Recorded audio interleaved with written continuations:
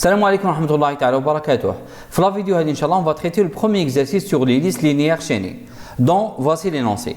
Étant donné une liste d'entiers non vides L. Donc, on a une liste L, elle est déjà créée, يعني متواجدة أصلاً. C'est une liste non vide, mais ماهيش فارغة. Écrire des sous-algorithmes pour résoudre les problèmes suivants. Donc, حابين afficher la liste, on veut calculer la moyenne, on veut calculer le maximum et le minimum. Chaque problème avec un sous-algorithme. نبدأ. Soit on veut afficher les éléments d'une liste. Donc, supposons qu'au départ, on dit la liste par exemple, et je veux afficher les éléments. Alors, quand tu as affiché les éléments de la liste, tu as affiché le premier, ensuite tu as affiché le deuxième, le troisième. Rappelez-vous comment on a fait concernant les vecteurs. Alors, pour afficher les éléments d'un vecteur, on a un indice i qui commence par 1 et à chaque fois on affiche l'élément qui se trouve à la ième position. Et après chaque affichage, on devait avancer l'indice vers la prochaine position. Dans le cas de la liste, on va faire la même chose mais en utilisant un pointeur. Donc, ce qui ينتقل من عنصر إلى عنصر هو le pointeur. Et puisque dans la liste, on a déjà au départ un pointeur L qui pointe sur le premier maillon, نقدر نستعمله. Alors, مثلا, supposons que L pointe sur le premier maillon, on affiche la valeur تاعو. Comment afficher la valeur d'un certain maillon pointé par L par exemple? Mais l'écrire, تعيط la fonction اللي اسمها val. Donc, تكتب val de L. Val de L تعطيك la valeur تاع le contenu du champ val. Et on n'a qu'à l'afficher. Donc, pour afficher la valeur de l'élément, on affiche val de L. Donc, écrire val de L. بعد ما affiché val de L هي 5 في الحالة هذه، هنا je dois avancer le pointeur vers le prochain maillon. Maintenant, أنا واش نعرف لي le pointeur L. Donc, il pointe vers ce maillon. Le champ val عنده la valeur 5, le champ suivant واش عنده l'adresse à le prochain maillon. Donc, si je mets l'adresse du prochain maillon اللي هو le champ suivant اللي موجود هنا نحطه في البوينتر L، في الحالة هذه L automatiquement va pointer sur le deuxième maillon parce que le deuxième maillon l'adresse تاعو موجودة هنايا. D'accord? Donc, نكتب L reçoit sweep de L. Sweep de L, c'est une fonction تكلمنا عليها la dernière vidéo تعطينا le contenu du champ suivant. اللي هو في الحالة هذه l'adresse à le prochain maillon. Donc, l'adresse à le prochain maillon تحطها في L. L va pointer automatiquement vers le prochain maillon. Même بعد, donc on est vers le deuxième maillon, واش ندير? Je vais faire la même chose, donc je répète les mêmes actions. نزيد نافيشي la valeur de L, يافيشي لي moins 1 في الحالة هذه parce que L pointe vers le deuxième maillon. ولازمني نزيد نافونسي le pointeur L vers son suivant. Donc نروح le troisième maillon. نفس الشيء, je répète les deux actions. نافيشي val de L في الحالة هذه c'est 3. من بعد j'applique L le choix suivant de L. Arrivons à ce niveau. لاحظوا maintenant c'est quoi exactement la valeur de sweep de L. صح. Elle pointe vers le dernier maillon. Quel est son suivant? شوفوا مليح le suivant تاعو, c'est nil. Donc la dernière fois, je vais mettre dans le pointeur L la valeur nil. واش معناتها L soit nil? معناتها L ne pointe sur aucun maillon. يعني يخرج تماما من la liste تاعنا. Et donc هنا qu'est-ce que vous remarquez? Au départ, quand on a un pointeur L qui pointe sur le premier maillon, j'ai affiché, j'ai avancé, j'ai affiché, j'ai avancé, j'ai affiché, j'ai avancé, jusqu'à que L égale à nil, معناتها L خرج من la liste. Dans ce cas, on arrête bien sûr l'affichage et l'avancement. Donc, où on dit à chaque fois j'affiche, j'avance jusqu'à que L égale à nil. Et donc, je vais utiliser la boucle de temps qui utilise la condition dans quel cas je répète l'affichage et l'avancement. اللي هي عكس la condition d'arrêt ونكتب tant que L différent de nil. Donc, tant que L différent de nil, j'affiche, j'avance jusqu'à que L égale à nil. Je sors de la boucle lorsque elle bien sûr sort de la liste. Ça. Alors bien que la solution elle est correcte mais elle présente un certain inconvénient. وشو هو l'inconvénient تاعها أو السلبية تاعها؟ صح. Imaginez que après avoir affiché la liste, je veux calculer par exemple la somme des éléments de la liste. Ça. Alors après avoir affiché la liste, شوفوا معنا مليح بلي le pointeur L maintenant راهو خارج la liste يعني L égale à nil. صح. Mais pour calculer la somme, qu'est-ce qu'il nous faut?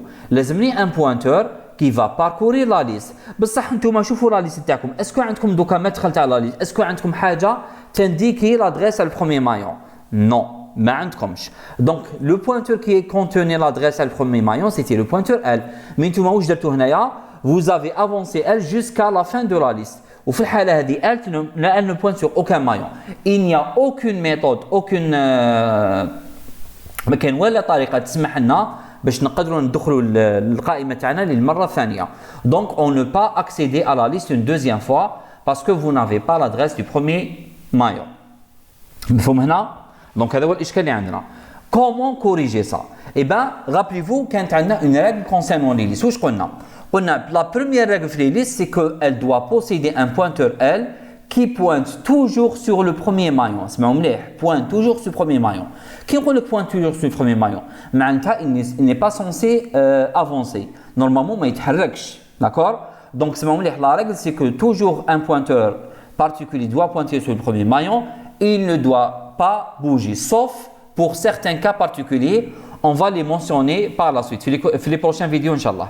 Mais en général, le pointeur L qui pointe sur le premier maillon ne se déplace pas. Il aime toujours le pointeur L, le premier maillon.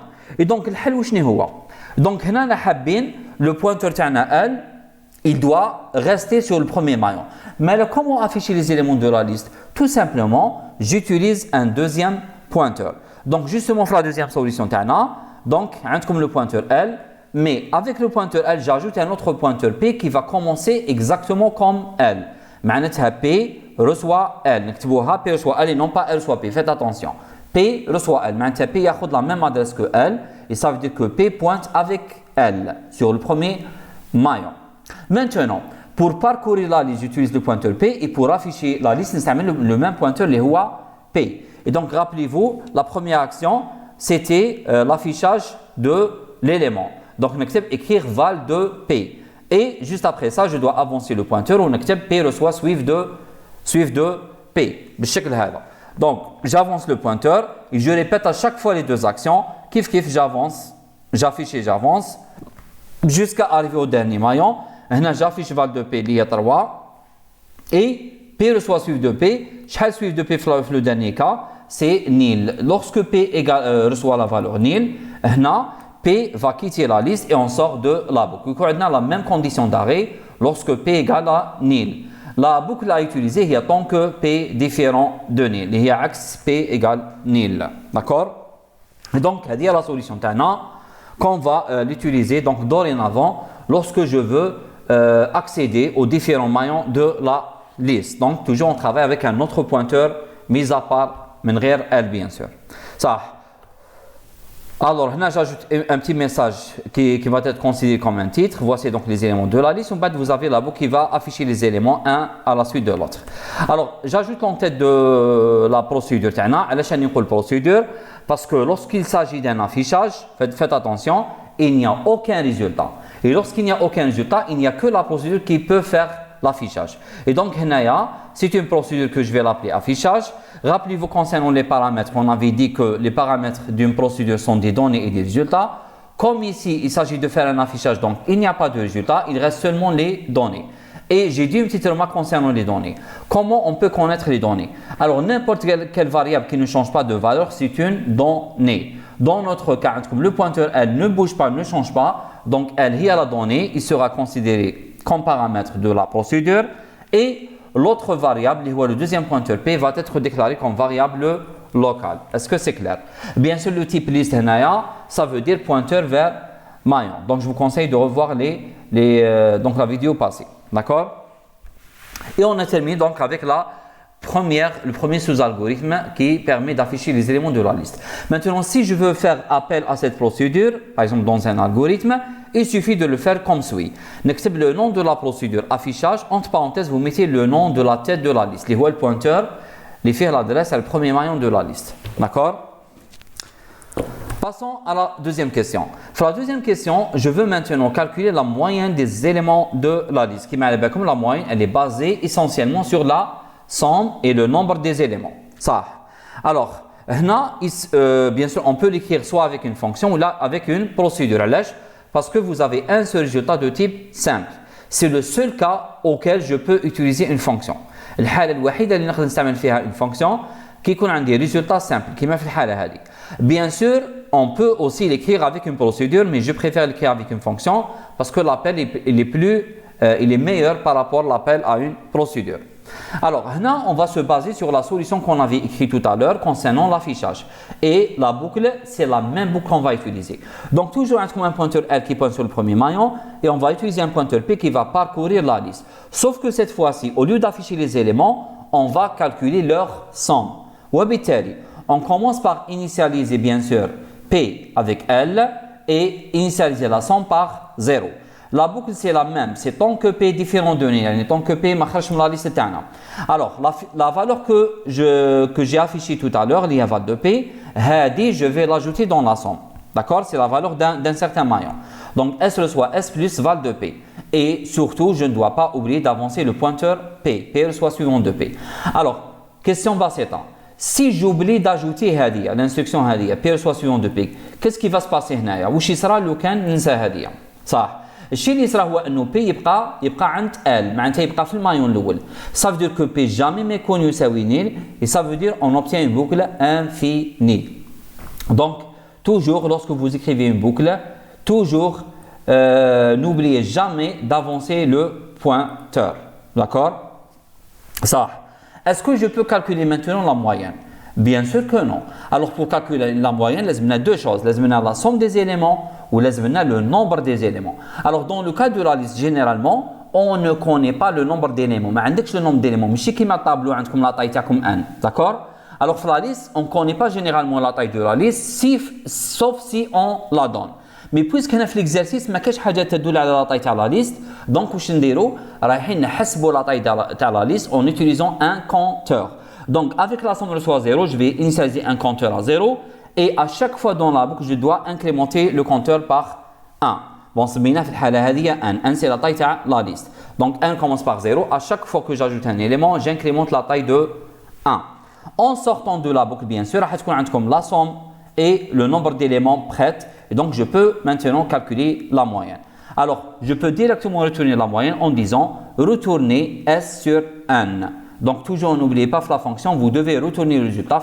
C'est S sur N. Revenons aux paramètres. Alors, comme ici, il s'agit d'une fonction, les paramètres d'une fonction sont des données faqat. Alors, quelles sont les variables qui ne changent pas de valeur? Le pointeur L n'a pas bougé.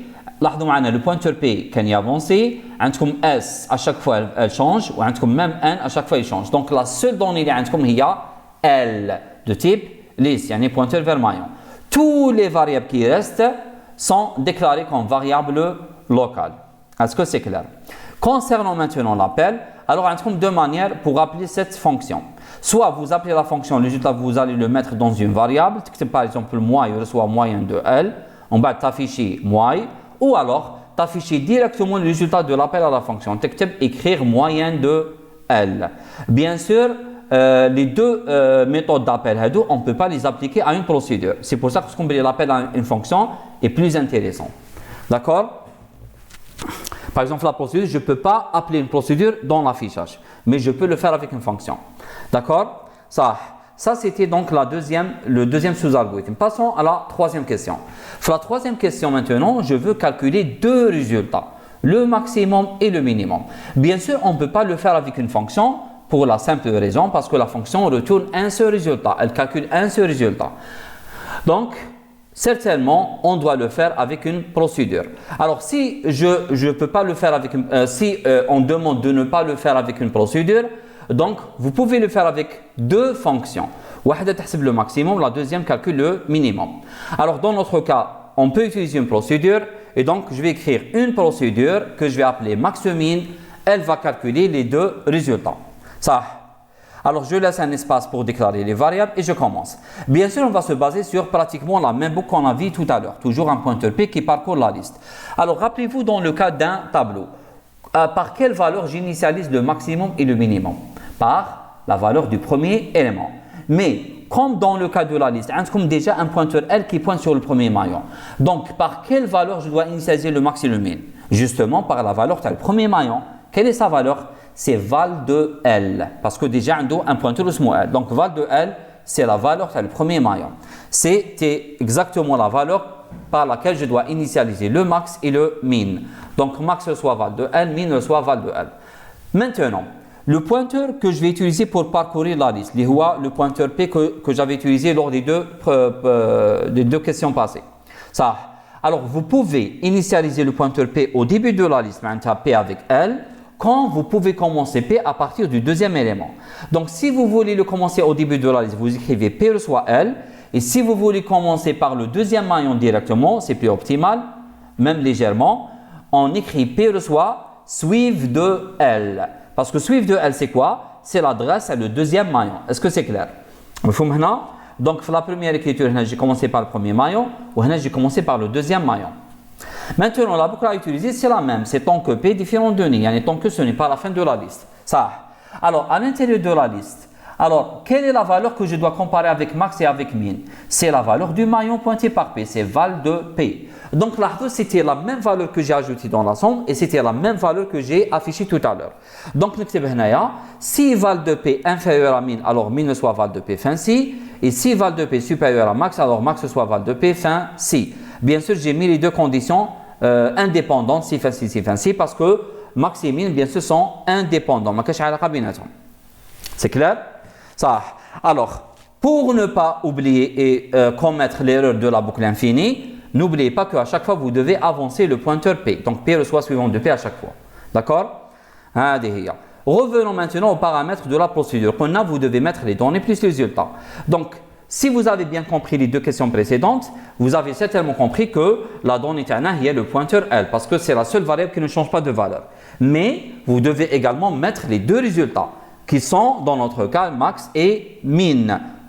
Donc, نكتب L de type liste, var max entier, var min entier.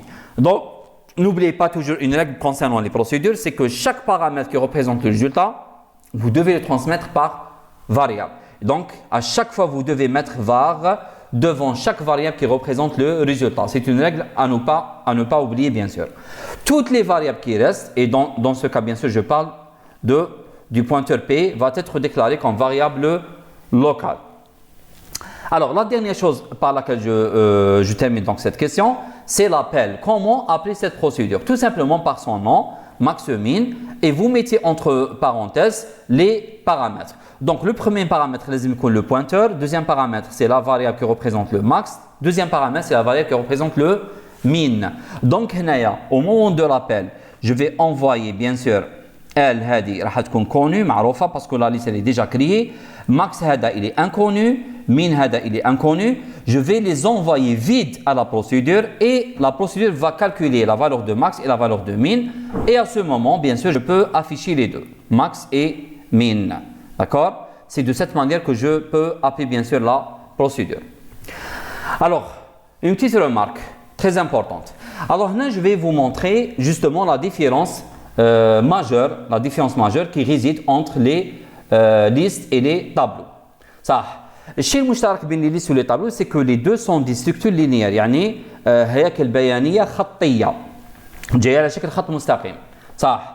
Alors, à gauche, on a une solution qui permet de calculer le maximum d'une liste. À droite, on a la solution qui permet de calculer le maximum d'un vecteur auquel j'ai utilisé la boucle de Tonke pour avoir presque la même solution. Ça. لاحظوا معنا مليح. Alors max يبدا بval de L, c'est la valeur du premier maillon. وهنا max reçoit T de 1, c'est la valeur du premier élément. عندكم هنا P reçoit L, معناتها P commence par l'adresse du premier maillon. هنا vous avez I reçoit 1, c'est la position du premier maillon. هنا عندكم P reçoit suivant de L, c'est lorsque je veux commencer par le deuxième. Donc يعطيكم l'adresse à le deuxième élément. وهنا I reçoit 2, 2 هي la position à le deuxième élément. ومن بعد هنا عندكم tant que P différent de N, يعني tant que P n'a pas quitté la liste. Tant que I inférieur égal à 1, tant que I n'a pas dépassé 1, il n'a pas quitté le tableau. الداخل, si val de P supérieur à max, لاحظوا هنا c'est T de I supérieur à max. Donc واش تلاحظوا c'est au lieu de T de I عندكم val de P. وكذلك واش تلاحظوا باللي on avance le pointeur de cette manière, P soit suivant de P, parce que P ياخذ l'adresse à le prochain maillon, وهنا I واش ياخذ la position تاع le prochain élément اللي هو I plus 1. D'accord? Alors, si je veux faire un déroulement pour les deux solutions, donc pour les deux solutions, max commence par 4. Donc, au départ, le pointeur P, bien sûr, soit au niveau du deuxième maillon ou là, le premier. Donc, P reçoit suivant de L, j'ai basé sur suivant de L. Donc c'est quoi suivant de L? C'est quoi suivant de L? C'est la valeur 200. Donc la valeur 200, je vais la mettre dans le pointeur P. Au fil de P va pointer sur le maillon de l'adresse 200. Je connais c'est exactement le deuxième maillon. Donc P va pointer sur le deuxième maillon. De l'autre côté, I va bien sûr 2. D'accord? Bien sûr, la solution optimale. Même bad. Est-ce que P est différent de nil? Oui. Est-ce que I inférieur égal à N? Oui. Alors la condition. Est-ce que val de P? C'est quoi val de P? 5. Est-ce que 5 est supérieur à max les 4 actuellement? La réponse est oui. Donc le maximum va changer, va être 5. Même pour la deuxième solution, T de I ou 5, est-ce qu'il est supérieur à max? Oui, donc maximum devient 5. Ça. Même bad. Le pointeur P reçoit suivant de P. Je suivant de P. Je vous montre suivant de P. C'est 300. Je vais mettre 300 au niveau du pointeur P. Maintenant, P aura la valeur 300. Ou 300, c'est l'adresse à le troisième maillon. Ce qui fait le pointeur P va avancer sur le troisième maillon. I avance بواحد. La prochaine fois, est-ce que val de P supérieur à max? Val de P, cette fois-ci, c'est 0. Parce que P pointe sur le troisième maillon. Et il n'est pas supérieur. Donc, rien ne change. Le pointeur P avance encore. Donc, P reçoit suivant de P. Suivant de P, c'est 400. Donc, 400, on le pointeur P. Ça veut dire que le pointeur P va obtenir la valeur 400 liée à l'adresse à le quatrième maillon. Ainsi, P se déplace sur le quatrième maillon. I avancé, ça devient 4. Maintenant, nous sommes sur le dernier maillon. Est-ce que val de P supérieur à max? Val de P cette fois-ci, il y a 8. D'accord? Parce que P pointe sur le quatrième. La réponse est oui. Donc le maximum, il est bien sûr 5. Même au niveau des vecteurs, le T de I est 8, il est supérieur à max, donc le maximum devient 8. Alors j'avance encore le pointeur. Maintenant, P reçoit suivant de P. Quelle est la valeur de suivant de P actuellement? D'après notre schéma, la suivante de P, c'est la valeur nil. Je vais mettre nil au niveau du pointeur P. Ce qui fait le pointeur P ne pointera sur aucun maillon. وبالتالي P يخرج من la liste تاعنا. نفس الشيء lorsque je dis I reçoit I plus 1, I a dépassé donc la partie qui contient des valeurs. D'accord? Ainsi donc on a terminé le traitement et on a trouvé le maximum. Donc, أنا اللي يهمني في الحكاية هذه c'est مقارنة بين les deux solutions. ونخرجوا بخلاصة. Quelles sont les différences entre l'utilisation des listes et l'utilisation des tableaux? نرسمهم على شكل نقاط. دونك النقطة الأولى اللي شفتوا دونك النقطة الأولى كما لاحظتوا فال دو ال هي نفسها تي دو 1. داكور؟ Alors عندكم من بعد فال دو بي وشنو هي؟ فال دو بي c'est la valeur de l'élément pointé par P. C'est quoi T de I? C'est la valeur du ième élément. Donc val de P c'est exactement T de I dans le cas des tableaux. مفهوم هنايا؟ Donc de façon générale واش نقدر نقول؟ نقدر نقول بلي P représente l'adresse تاع l'élément où I représente la position de l'élément. وهذه هي la différence majeure بين les listes ou les vecteurs. Donc P c'est l'adresse à le maillon, أما I هي la position de l'élément. P représente une adresse tandis que I représente une position 1, 2, 3, ainsi de suite. وبالتالي val de P c'est la valeur de l'élément pointé par P ou T de I c'est la valeur de l'élément qui se trouve à la position I. D'accord? Bien sûr, je peux déduire également que suivre de P, c'est l'adresse à le maillon اللي من بعد. أما I plus 1, c'est la position de l'élément qui vient juste après. D'accord? Donc, هذه باختصار donc la différence entre les deux solutions. Donc, j'ai mis ça exprès pour vous montrer qu'il n'y a pas une grande différence entre les listes et les vecteurs. D'accord? Au niveau des traitements de base. Yani, lorsque vous voulez calculer là, son affichage, ainsi de suite, il n'y a pas grande différence. Il suffit juste de mettre en tête que P représente l'adresse du maillon, I représente la position. Dans ce cas, la valeur de P, c'est l'élément, c'est la valeur de l'élément, et T de I, c'est la valeur également de l'élément. D'accord? Alors, je termine par vous donner, bien sûr, les solutions en langage C. Nous commençons par la procédure affichage. Donc, on a en langage C, lorsque vous travaillez avec une procédure, vous mettez void. Void, maintenant, fonction qui ne retourne aucun résultat. Alors, la déclaration AD, liste L, liste P. Donc, printf, voici les éléments, anti/n, P reçoit L avec égal, tant que P est différent de nul, donc là, nul, en langage C, comment elle s'écrit? En majuscule. D'accord? Alors, pratiquement, les mots-clés en langage C, kamel, ils sont en minuscule. Kamel, aghlabiya, en minuscule, printf en minuscule. Donc, pratiquement, toutes les mots-clés sont en minuscule, mais il y a certaines exceptions. Minhum, la valeur est particulière nulle. Donc en langage C, on nul en majuscule. Faites attention. Sinon, il ne va pas accepter ça. D'accord? Donc printf, j'affiche val de P AD et P reçoit suivre de P. Bien sûr, l'appel se fait de la même manière. Donc, là, il y a une grande différence. D'accord? Passons à la deuxième sous-algorithme, la fonction. Alors, fonction moyenne, donc, bien sûr, le réel correspond au type float. Donc, moyenne, liste L comme paramètre, on a les variables locales Sn de type entier et liste P. Alors, on va initialiser P, Sn, tant que P est différent de nul, toujours en majuscule, S soit S plus val de P, N soit N plus 1, et j'avance également le pointeur. Alors, une petite remarque, en algorithmique, lorsque je divise S sur N, il y a un résultat réel, mais en langage, c'est faites attention. Alors, lorsque vous divisez une variable de type entier sur une autre variable de type entier, ça va vous donner un résultat de type entier. Par exemple, 5 sur 2, il y a comme 2 et non pas 2,5. Est-ce que c'est clair? C'est en langage C. Donc, en langage C, dès qu'on a les deux des entiers, il y a un résultat entier. C'est exactement le div algorithmique. On a 5 div 2, il y a 2. Et bien 5/2, il y a comme 2 en langage C. C'est exactement le div. Alors comment faire pour avoir bien sûr un résultat réel? Il y a par exemple 2,5 et non pas 2. Donc on ajoute float. Donc j'ajoute float avant le S pour dire que S, sa valeur, elle est de type réel. Au fait, c'est comme s'il va diviser un nombre réel sur un nombre entier. Et dans ce cas-là, le résultat est un nombre réel. Donc, il y a S 5 ou N c'est 2, float 5 sur 2, tu comme exactement 2,5. D'accord? Concernant l'appel, donc l'appel se fait presque de la même manière, bien sûr en respectant la syntaxe du langage C. D'accord? C'est clair maintenant? Donc, faites attention au niveau de l'affichage. N'oubliez pas de mettre le format d'affichage. Ensuite, vous appelez la fonction. Passons au troisième sous-algorithme, il y a la procédure qui permet de calculer le maximum et le minimum.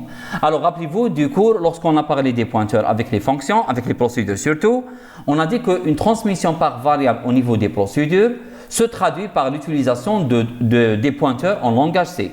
Donc, là, on a fait place max plus min, c'est deux pointeurs. Alors, j'ai été obligé de changer le nom des variables. C'est pour vous dire que ce sont des pointeurs et non pas max et min. D'accord? Donc, Pmax, c'est un pointeur qui pointe sur max et Pmin, c'est un pointeur qui pointe sur min. Et au niveau de l'appel, là, on a l'appel, نكتب adresse de max, adresse de min. Donc, l'adresse de max, نبعثها le pointeur Pmax ou l'adresse de min, نبعثها le pointeur Pmin. Au niveau de la solution, si vous voulez parler de max et de min, تكتب هنايا étoile Pmax et non pas Pmax parce que Pmax c'est un pointeur. تكتب étoile Pmax وفي الحالة هذه étoile Pmax تقصد بها la variable max envoyée. Et Pmin, étoile Pmin تقصد بها bien sûr la variable min, c'est le minimum. D'accord? Donc هذا الشيء ردوا بالكم في la solution. Donc toujours une variable transmise par variable en langage algorithmique se traduit par l'utilisation d'un pointeur. Alors au niveau de l'appel, vous envoyez l'adresse. Le pointeur va contenir l'adresse et si vous voulez parler de la variable et non pas son adresse, تستعمل étoile le nom du pointeur. مفهوم هنايا؟ Donc نفس الشيء هنايا. Donc P différent de nil, if val de P inférieur strictement à étoile Pmin. Étoile Pmin هو le minimum. D'accord? C'est le minimum تاع l'algorithme تاعكم. D'accord? Donc étoile Pmin نقصدوا بها le minimum و étoile Pmax نقصدوا بها le maximum. Donc faites attention à ça et je vous conseille, si vous avez des problèmes concernant ça, essayez de revoir la vidéo dans laquelle j'ai parlé des pointeurs avec les variables simples et dans laquelle j'ai mis même un exemple d'utilisation des pointeurs avec une procédure. D'accord? Alors j'espère que la vidéo elle était claire. On se voit sur la prochaine vidéo. Salam alaikum.